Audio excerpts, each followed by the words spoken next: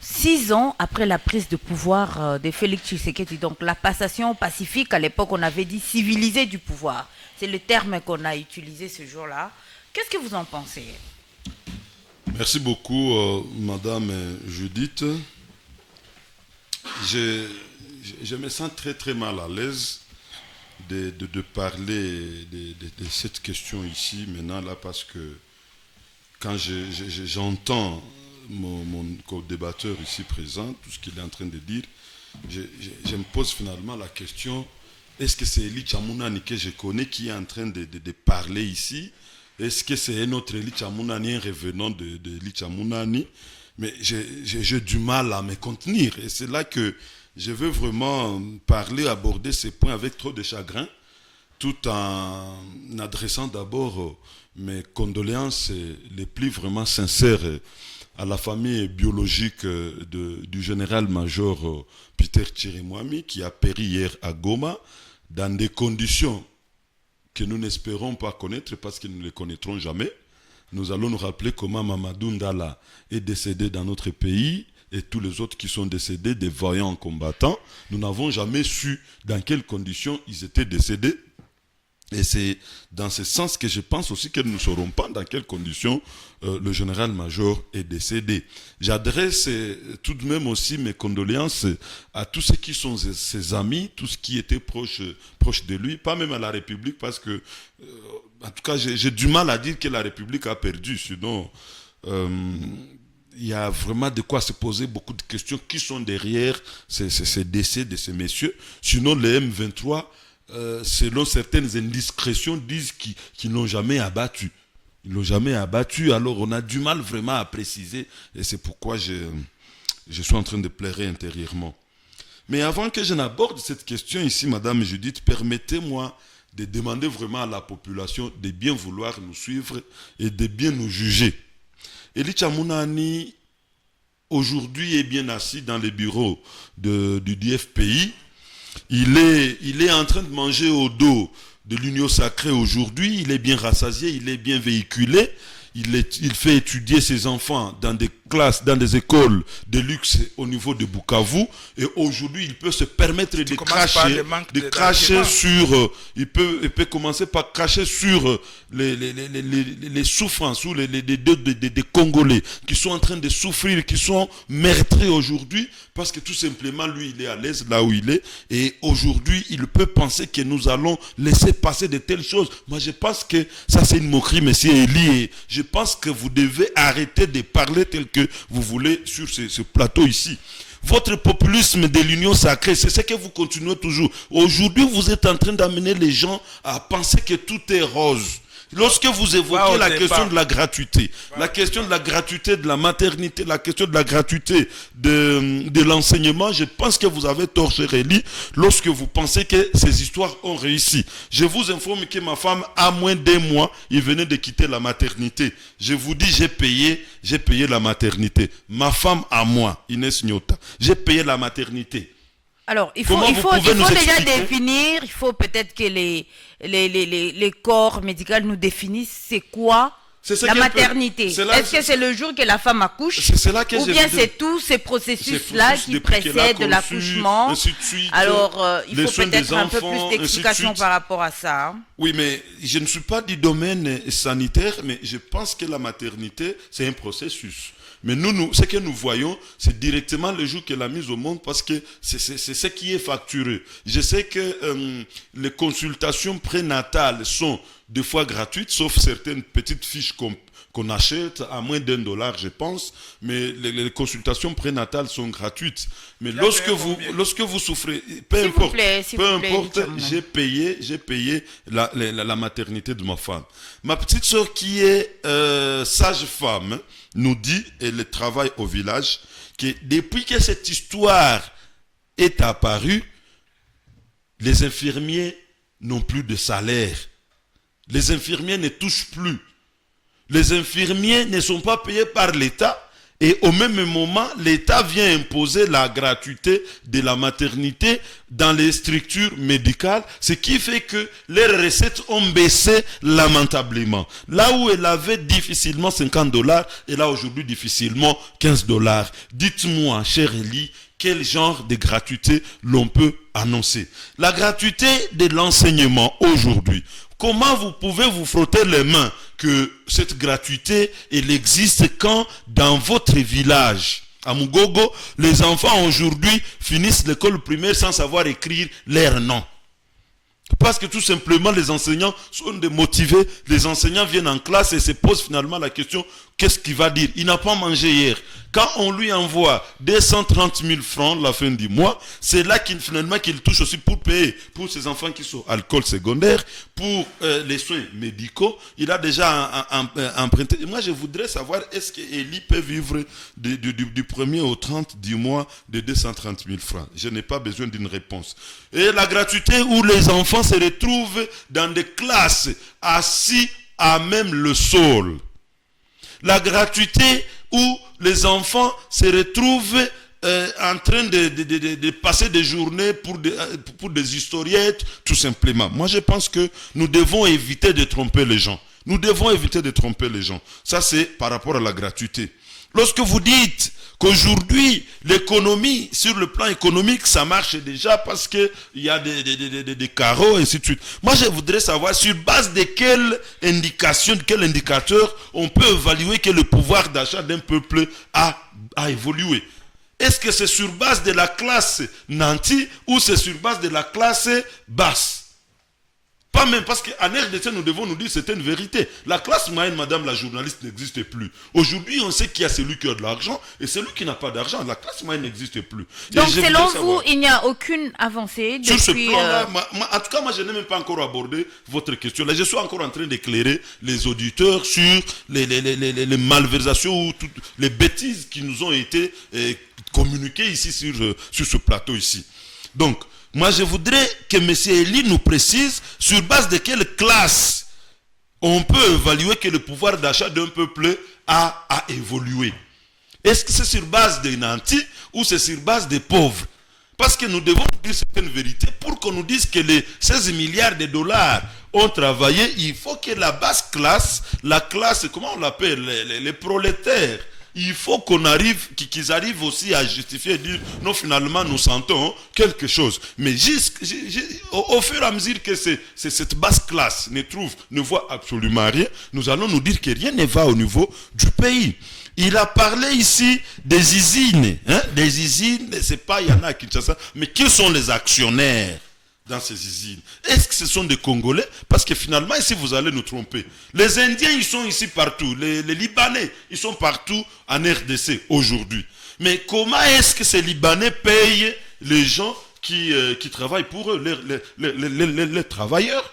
Quand bien même votre gouvernement venait de retirer un arrêté qui voulait qu'on revoie un peu les SMIG, les salaires minimum interprofessionnels garantis pour les gens. Votre gouvernement l'a retiré. J'ai vu Madame Judith balbutier devant les médias et dire non, mais finalement, on doit retirer. Ça n'a pas suivi les procédures. Ça n'a pas. Et quand est-ce que vous pensez améliorer? Quand il s'agit des salaires il faut dire, Jean-Jacques Bagaboka, ce sujet, c'est pas une amélioration. C'est juste l'actualisation du... Il était juste question... L'actualisation du SMIC. Oui, on doit actualiser. Quand on actualise... Pour actualiser le taux. Oui, c'est par rapport... Ce n'était pas une augmentation. Non, c'est par rapport aux réalités qu'on vit au niveau mondial. Parce que tout ça, ce sont des indicateurs qui viennent à partir de la Banque mondiale. La Banque mondiale, les FMI, ils essaient un peu d'évaluer, ils trouvent, non, en RDC, il y a encore du recul. Il faut améliorer. Voyez-vous, tout ça. Mais du coup, on retire, on dit, non, mais attendez, ça n'a pas suivi. Donc, tout ça, nous, on est en train de suivre. Ces usines-là, qui sont aujourd'hui chapeautées par les Libanais, par les Indiens, est-ce que ces usines-là, aujourd'hui, peuvent facilement faciliter la vie aux Congolais? Lorsque vous allez vous limiter à dire, non, il y a des carreaux. Combien de Congolais achètent ces carreaux pour la construction? Si ce ne sont pas vous toujours qui êtes bien assis aujourd'hui, qui avez la possibilité de vous acheter les carreaux parce que c'est vous qui construisez. Le bas peuple qui construit. La question des routes à Bukavu, cher Eli, vous dites aujourd'hui on est content, on est fier.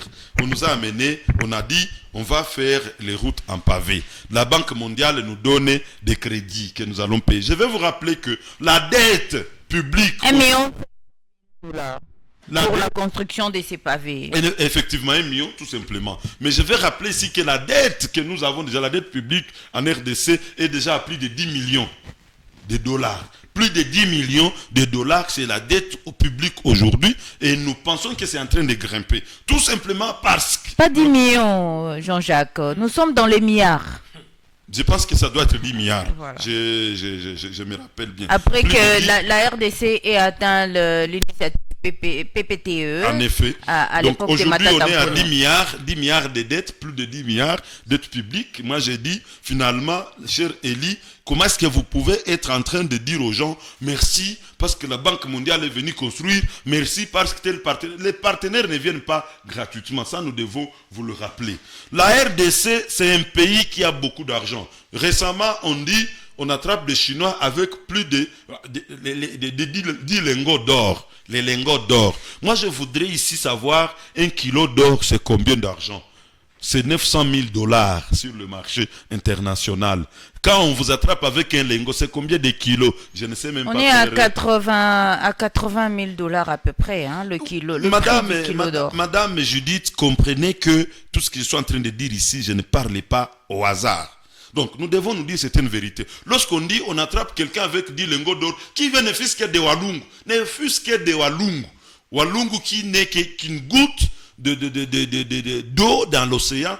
On peut parler des espaces géologiques, des espaces minéraux au niveau de la République démocratique du Congo. Mais là, on sait facilement attraper 10 lingots d'or. Ça signifie que quand on est chez Fifi Masuka à Lualaba, quand on est chez Jacques Kiabula, on est à Lubumbashi, au Katanga, quand on parle par exemple de tout Mwenga maintenant, tout Chabunda, et tout Calais, et tout Luhihi, ça c'est au sud Kivu. Quand on parle du nord Kivu avec Rubaya, partout là où vous avez donné, parce que j'ai l'impression que vous avez donné tout simplement, mais finalement c'est combien d'argent que nous devons comptabiliser en RDC pour nous contenter des crédits de la Banque mondiale, du FMI et d'autres bailleurs.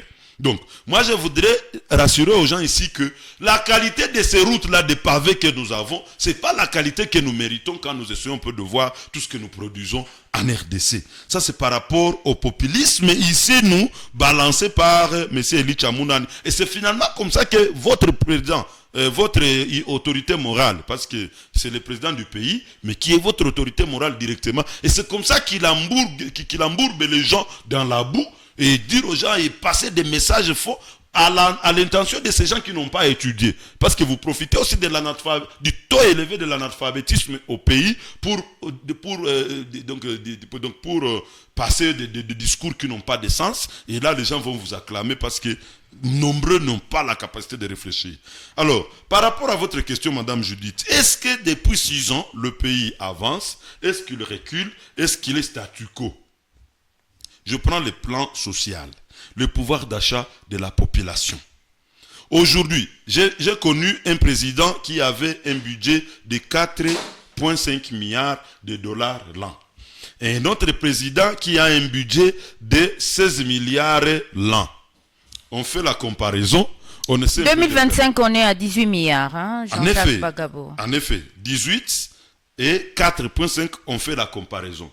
Il n'y a que toujours des gens comme Eli Tchamounani aujourd'hui qui profitent de cet argent. Personne d'autre. Je vois papa Oswald de Rubacha là-bas, je ne sais même pas si... Bon, est-ce qu'il fait étudier ses enfants? Gloire à Dieu si ils vont à l'école. Monsieur Eli Tchamounani et toute leur classe, ce sont eux qui bénéficient de cet argent, des tournements, des voyages qui n'ont pas de sens, et c'est ceux qui gaspillent cet argent lorsqu'on nous parle de tout ceci. Lorsque vous évaluez chaque fin d'année, on propose la loi de réduction des comptes à l'Assemblée nationale. Je n'ai jamais vu, depuis l'avènement de M. Félix Tshisekedi comme président de la République, je n'ai jamais vu où il n'y a pas eu de dépassement de plus de 200%. Aucun secteur, aucun ministère n'a jamais présenté l'utilisation de ces fonds et que ça soit juste ici tel qu'on a prévu. Puis encore la présidence qui, à 6 mois, la présidence a déjà fini tout ce qui lui était réparti. Je me pose finalement la question, comment est-ce que vous pouvez dire que sur ce plan, on a évolué, on a reculé? Reculer, je pense, jusqu'à 100%, à plus de 200%. Jean-Jacques Bagabo, à vous suivre, il n'y a eu aucune avancée depuis l'avènement de Félix Tshisekedi à la tête du pays. Je suis en train d'évoluer, Madame Judith.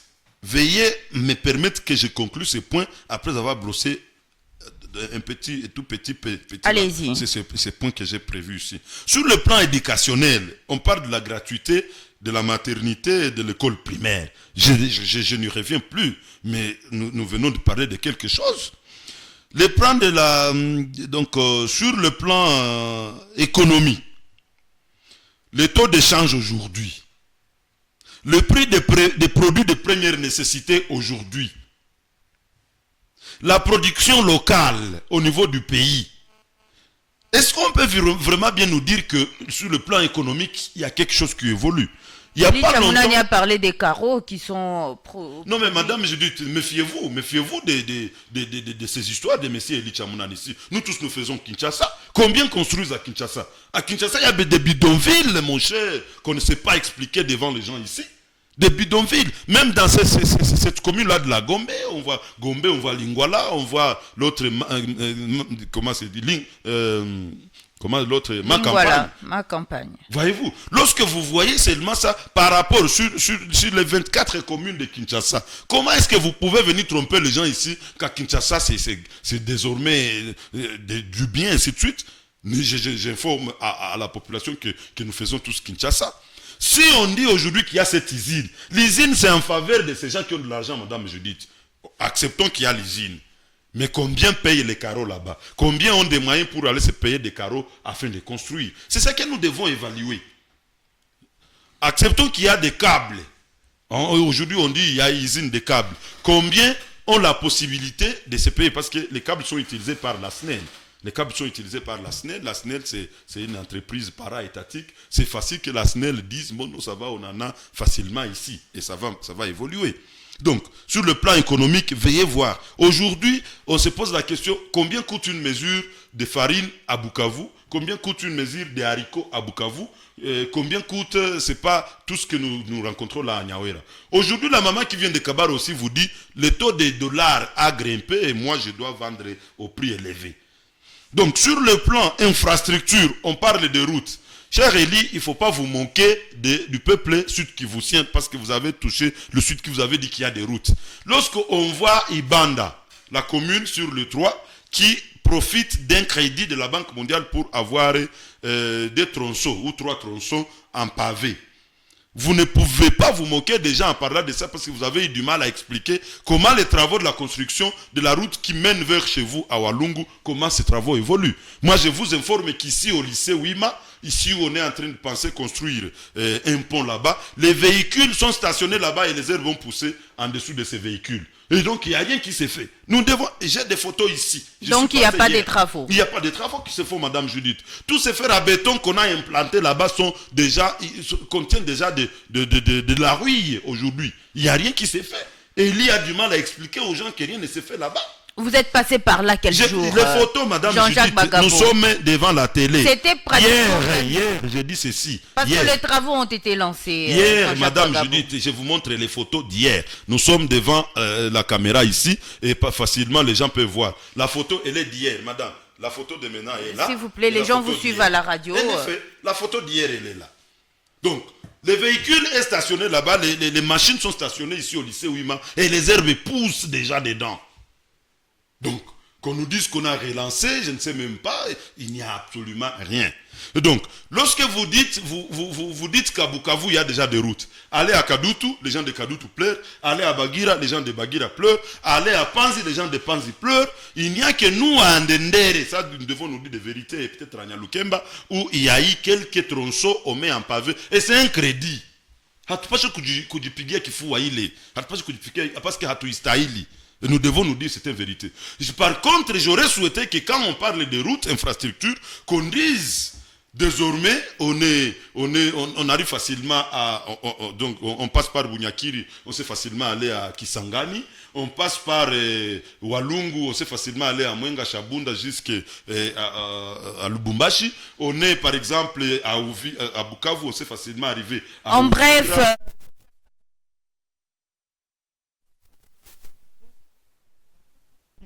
C'est ça qu'on va en parler dans les en une minute.